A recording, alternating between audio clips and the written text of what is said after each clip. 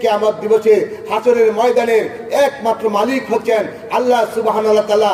সেদিন কারো সুপারিশ কাজে লাগবে না, কেউ কারো কোনো উপকার করতে পারবে না। সেদিন সকল কর্তৃত্বের মালিক থাকবেন আল্লাহ রাব্বুল আলামিন। প্রিয় ভাইরা আমার, সেই দিন আল্লাহ তাআলা জায়গায় জায়গায় যে আদালত বসাবেন, সেই আদালতে আল্লাহ তাআলা তখন সেই দিন পৃথিবীর স্বৈরাচারীদেরকে ডাকবেন। আল্লাহ তাআলা ফেরাউনকে ডাকবেন, নমরুদকে আল্লাহ তাআলা ডাকবেন। আল্লাহ বলবেন, ও ফেরাউন, ওই নমরুদ, তোমাদেরকে দুনিয়াতে আমি প্রেরণ করেছিলাম, তোমাদেরকে দুনিয়াতে আমি খলিফা হিসেবে প্রেরণ করেছিলাম। তোমাদের কাজ ছিল দুনিয়াতে এসে আমার রাজত্ব প্রতিষ্ঠা করা, আমার খলিফত খেলাফত প্রতিষ্ঠা করা। আর তোমরা দুনিয়াতে এসে আমাকে অস্বীকার করেছিলে, নিজেদেরকে আল্লাহ বলে দাবি করেছিলে।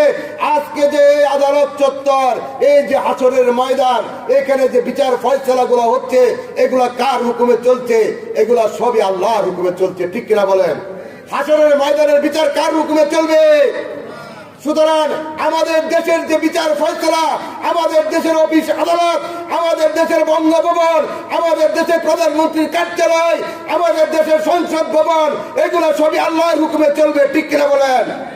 শোষণ মুক্ত, দুর্নীতি মুক্ত, ভেদাভেদহীন, ন্যায় ও ইনসাফ ভিত্তিক সমাজ প্রতিষ্ঠার জন্য আল্লাহর আইনের কোনো বিকল্প থাকতে পারে না। আবার হাসরের ময়দান শুরু হয়ে গেল, বিচার ফয়সালা শুরু হয়ে গেল, মানুষের বিচার ফয়সালা শুরু হয়ে গেছে। আল্লাহ রাব্বুল আলামিন সে হাসরের ময়দানে ন্যায় বিচার করবেন। আল্লাহ তাআলা হচ্ছেন ন্যায় বিচারক, আল্লাহ তাআলা হচ্ছে শ্রেষ্ঠ ন্যায় বিচারক। ন্যায় বিচারের ব্যবস্থা আল্লাহ তাআলা করে রেখেছেন। কিরামান কাতিবিনা ইয়ালামুনা মা তাফআলুন। সম্মানিত লেখক বৃন্দ আমাদের কাছে বসে আছেন।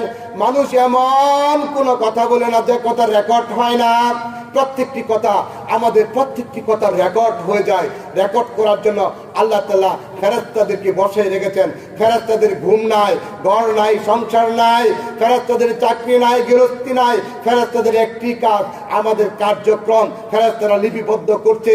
এই জন্যই আমাদের সবসময় আল্লাহর ইবাদত করতে হবে, প্রতিটা মুহূর্তে আল্লাহ তাআলার ইবাদত করতে হবে। আল্লাহ তাআলা বলেছেন, আমি মানুষকে এবং জিন জাতিকে একমাত্র আমার ইবাদত করার জন্য সৃষ্টি করেছি।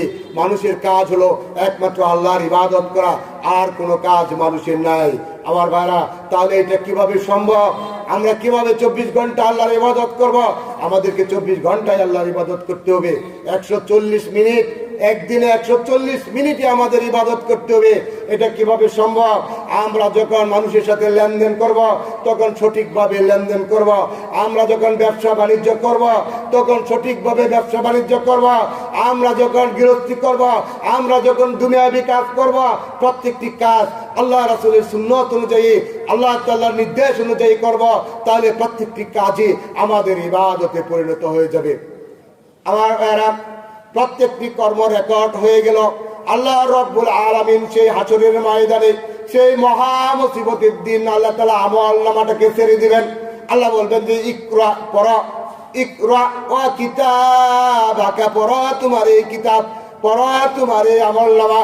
আজকে তোমার হিসাব নেওয়ার জন্য তুমি নিজেই যথেষ্ট। আল্লাহ তাআলা আমাদের যে আমলনামাটা ফেরেশতারা তৈরি করছে, সেই আমলনামাটা সেই কিয়ামতের দিন, সেই হাসরের দিন আমাদেরকে পড়তে দিবেন যে পড়ো তোমার এই আমলনামা। আমরা তখন পড়ে দেখবো যে সব কিছু তো রেকর্ড হয়ে গেছে। মানুষ যত কাজ করবে, মানুষ যদি সরিষার দানা পরিমাণ